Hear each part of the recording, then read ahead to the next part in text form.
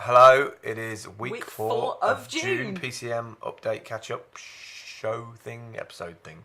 Yeah. It was just as weak as yours, really. Yeah. Phil Yeah. Campbell, Hello. PCM Creative. At. We are at those places. On Twitter. It seems to have been a while since we've done one of these. Yeah, it's been a while. A week, 2 weeks, something like that.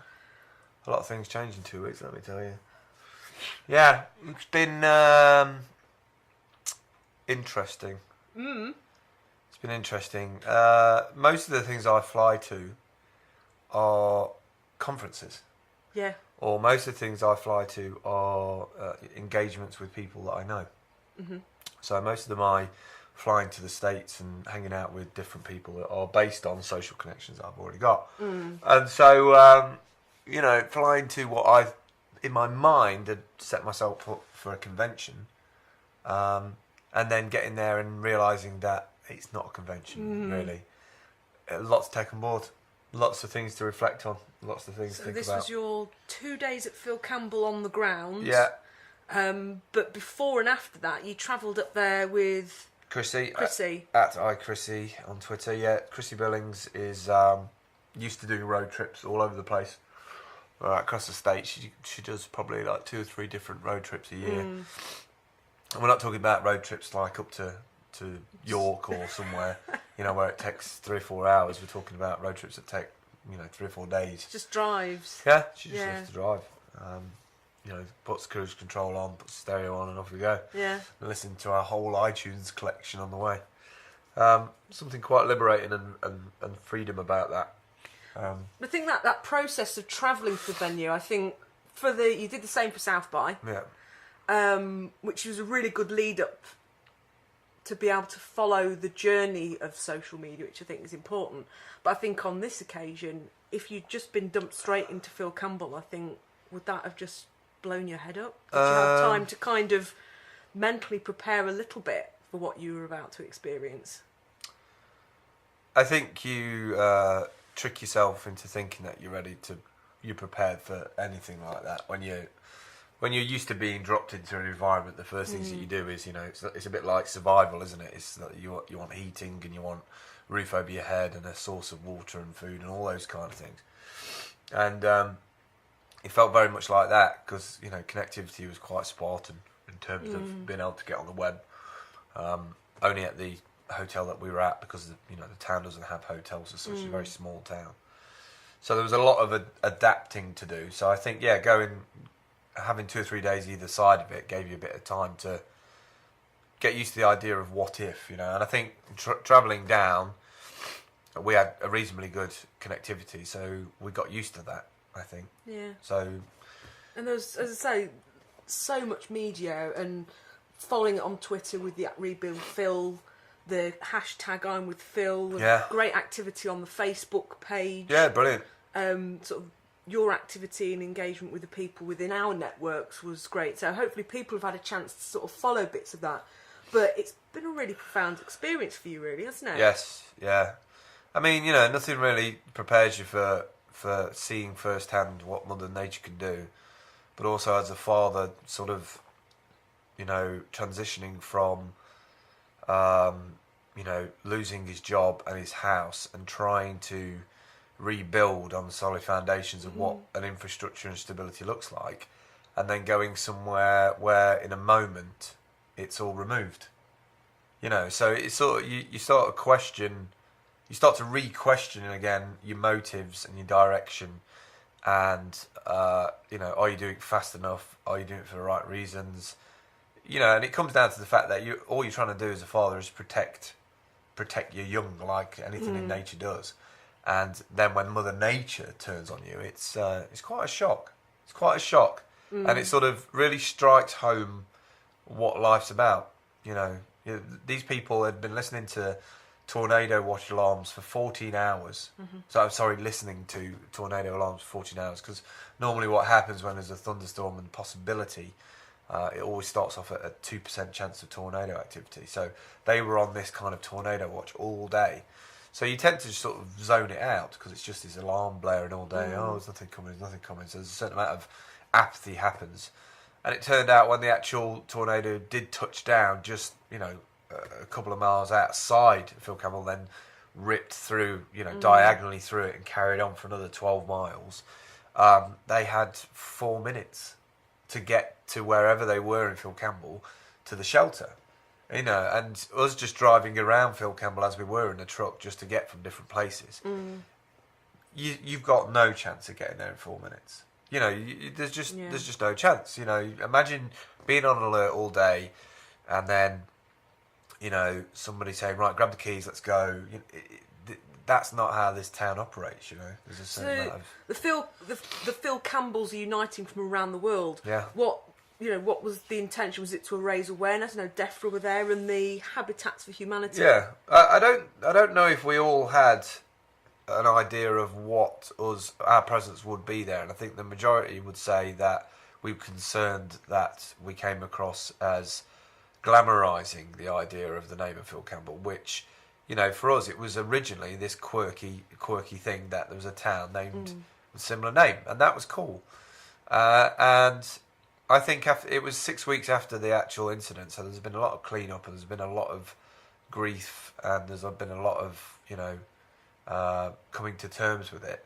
And I think just other people turning up in the town and raising awareness to the town through our different media outlets, or just turning up, you know, was like somebody still cares about what's gone on here. And I think that's what it comes down to, you know. Scrap all the money and everything else. That's a nice byproduct of us being there and using the name to, you know, it's a quirky news piece, which sometimes, you know, in this era, you know, we've seen news packaged before. You know, tornadoes happen all over the place. They don't normally happen all over the place and devastate in such degree of small towns, or at least if those small towns haven't got the ability to communicate that, then they fall by the wayside. Nobody ever hears about them. Yeah. So, yeah, we raised $40,000, and I think we're still raising more. I think we've pushed a few people to want to put a Habitat for Humanity into Franklin County, because over the border, so an office for them. Yeah, it's an office where they can do more localised logistics. So, you know, they can drop into Phil Campbell more often and say, "Hey, what's going on? What do you need?" There's a whole bunch of people there helping out all the time. I've just seen a really great news report this morning that I presume Walmart and other people have picked it up, but they've just given loads of equipment for the school. Oh, cool. So like backpacks and all that sort of stuff, which is amazing. Because the media attention was it's phenomenal. legendary. Yeah, it was legendary. I mean, you know, from NBC, ABC, Reuters, a whole bunch of different outlets. Because what were you trying to capture? Because I was seeing the media, they were sort of photographing the Phil Campbells, and there was the Phil Campbells doing a bit of work. And, but the thing that I always like about social media coverage is that you're seeing it from the point of view within an event. Yeah. So although you weren't seeing nice front-on shots of everyone, you got a sense that you were there with social media.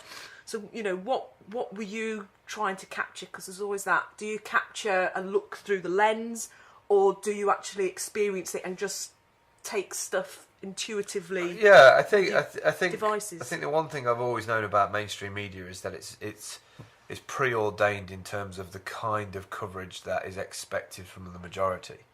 And the thing is about social media is that capturing the ambience of the event often doesn't necessarily mean that you have to get somebody in front of a camera and get them to say something that pulls on your emotional heartstrings. Sometimes it's just saying, I'm here right now at this time, and that in itself becomes exclusive and precious, because it's like, oh wow, there really is somebody there right now at this place, and that adds an extra level of importance to that media, no matter what that media is.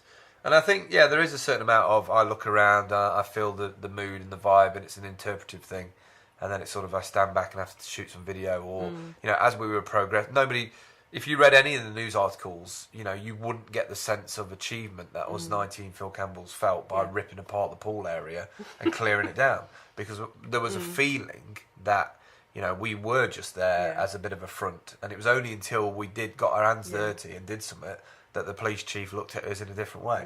Yeah. I think it's capturing that. Yeah. You know? The power of audio, Boo, I think as well. Getting those intimate moments as you, the person you're interviewing, and you are the device that it's been recorded on as the listener. Yeah. And you got some sort of great interviews.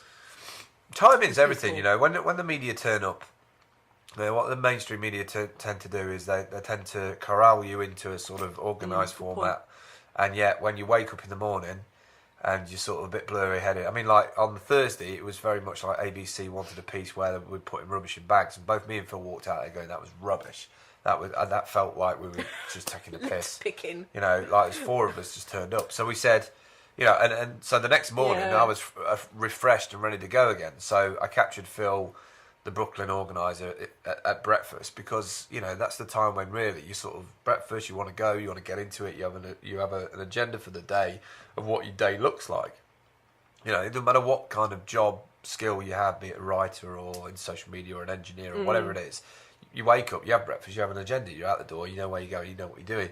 And you're at your most freshest and you have that sort of clarity. And then it gives you an anchor point so that throughout the day you can say, oh, you're sort of achieving what you thought of earlier on. You know, what it does is it creates momentum, because it's almost like an anchor point. Oh, I'll just say it's an anchor point for you to go back to, I guess. But yeah, it's social media isn't just turning it with a camera or an audio device and just sticking it in somebody's face and going, say something that's going to be awesome and loads of people are going to watch and click on and retweet. It's about feeling the situation out, you know, putting the feelers out for the situation. Is it comfortable? Does it feel necessary to do that? Whereas, you know, mainstream media, it's like, we've got to fill our MO. We have a story to produce. It's quirky, you know, and things. And the sad fact is that you could do the story, and if something major happened that minute, it would have been bumped, and the story would have been the story would have ran. And yet with social media, it's always going to be there because you're capturing it. We've got to go over this idea that something's only relevant if it's popular. It's bollocks. It happens anyway. Stuff is relevant and people to somebody somewhere at some time in the universe, right? And until we get over this almost celebritizing news of like popularity, because, you know, obviously things have cause and effect. They've got a certain amount of time to broadcasting. That's right. Yeah. So you So after you'd had your 2 days. In Phil Campbell. Well, 3 days, but 2 days really working. Yeah. You had a chance to sort of drive away from that again with the road trip. So that trip back was a bit quieter. Yeah. You had a few days in America before you flew back. Yeah. So that sort of time, you know, say now is kind of the first time that we're kind of getting back into cycle. So where are you sort of now, and where's it going to take you to? I have no idea. I mean, I feel like I'm readdressing a certain amount of chaos that I had before, in terms of, you know, it was very kind of fire and forget, lots of different angles, different trajectories of getting to where I wanted to get to, be it the arc, be it building something, be it making a network, be it fibrecamp. And I seem to have a rediscovered clarity. And unfortunately, that clarity requires me to slow down a little bit, which is not what I'm used to. I'm used to like being fire and forget and hoping that one of the shells of the gun gets through, kind of thing, which is unusual for me. And I'll probably return to that. But I feel that there's a clarity in what I'm meant to do has returned, and I think that comes from visualizing. I'm very, very sensitive to stuff. Very, very sensitive to stuff, be it what people say or do or how they act, including the way I act. So, you know, building a foundation that I want for Ella and a future Ella, if I'm not on this planet, that's very important to me, that she has some sort of legacy that starts afresh, starts anew, gives her a clear blank canvas. Finding kids that had lost their parents in Phil Campbell was heartbreaking. And it was a 6-year-old boy, wasn't it, who lost both his parents? Both his parents. I mean, it's something you don't really think. You know, you kind of prepare for if your partner dies and you have your will. Yeah. But the concept of you both being gone. Yeah, and you hadn't really thought about it. No, and you know, it shouldn't take the loss of life for you to do that, but it did.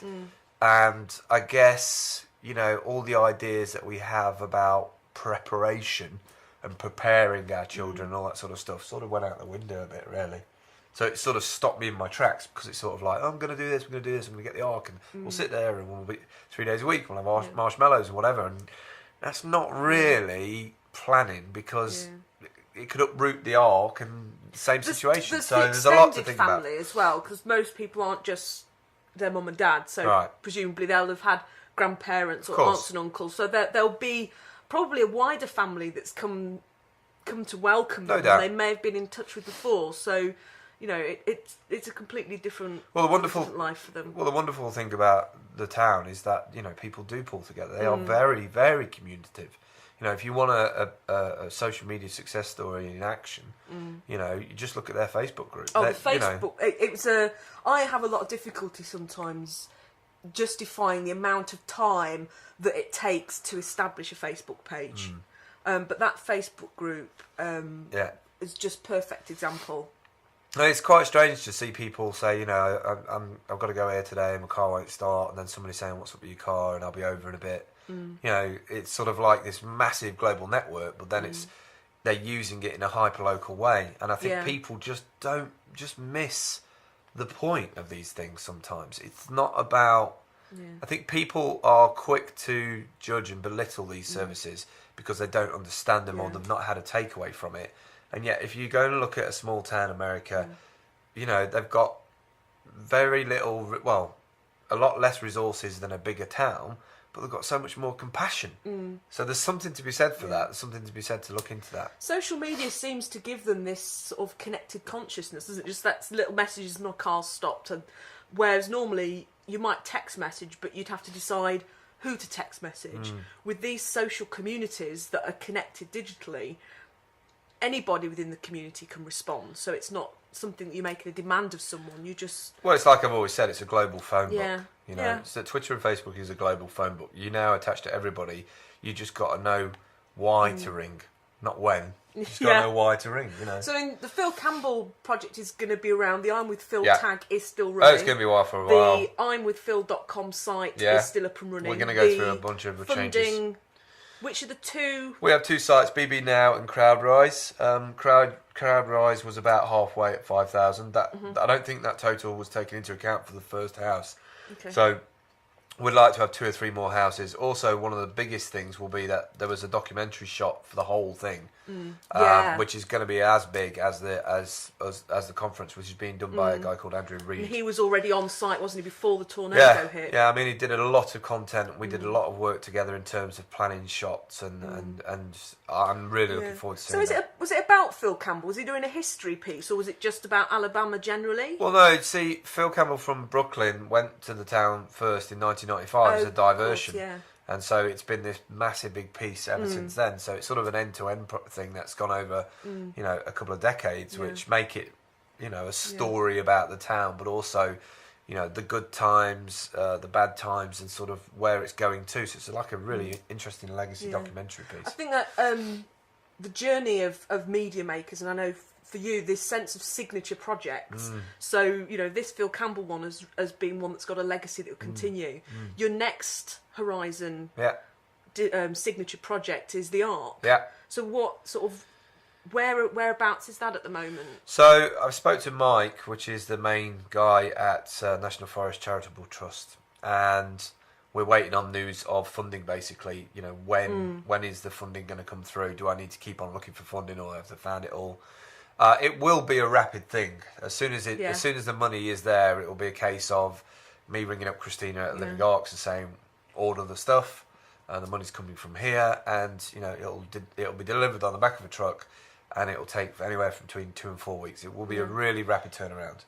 And the scary thing is that like the I'm with Phil project, I don't know what success looks like. You know, you turn up, you adapt it to the environment, you have a sort of idea of how it could work, but then, you know, forces unbetold shape it. You're prepared for it to evolve. That's the excitement. Yeah, of I think so. projects. I think it's being aware that that's the case is the huge. That defining success is an interesting one, because a lot of projects have a fixed, if this succeeds, this is what will happen. So you're so some people are so restricted to making sure that goal happens Right. that they don't live the project and enjoy it. Right. And I think... Which is terrible because Yeah. because there's no takeaway then. Yeah. If you don't have any takeaway, if you don't Yeah. literally have something to look at and reflect on, then why did you do it in the first place? You know, because really, I found from doing this particular trip that the journey and the distance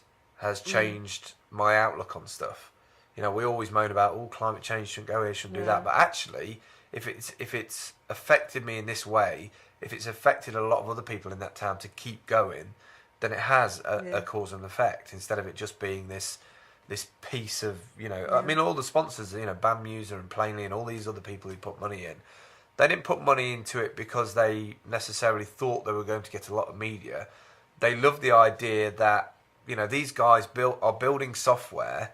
Now, yes, it's cool if they make money and sell out to a bigger company, but ultimately it's the idea that fired them up, the idea of having people connect to each other on the plane, by, you know, the ability for BAM User to shoot live video anywhere in the world. I mean, how exciting must it be to develop a piece of software that captures live moments? But, you know, it's just... Driving, I mean, the way you kitted the car out, I mean, we'll have to do a whole other show of the on the ground stuff. Chrissy was But telling coming everybody. up on Monday, which kind of fits in with the progression with the fundraising, we're going to be heading down to the Institute of Fundraisers Conference, Yeah, I'm looking forward to big it. national conference.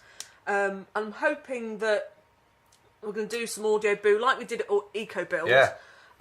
But also, because of the relevance, it'd be great to sit in a couple of sessions during the day to blog them properly and hopefully get a few tips and some contacts Be brilliant, for how we can, you know, move forward Help with with the fundraising town. for you, and for yeah. Phil Campbell. Yeah, I mean, for me, for fundraising for the Ark, I think it's something that's never been done before, and so therefore it's quite scary to a bunch of people. But, you know, I've got a PDF ready to go, so we can spread that out and let people look at it, and let them analyse it and say, no, this doesn't make any sense, or you should add this, we should add that.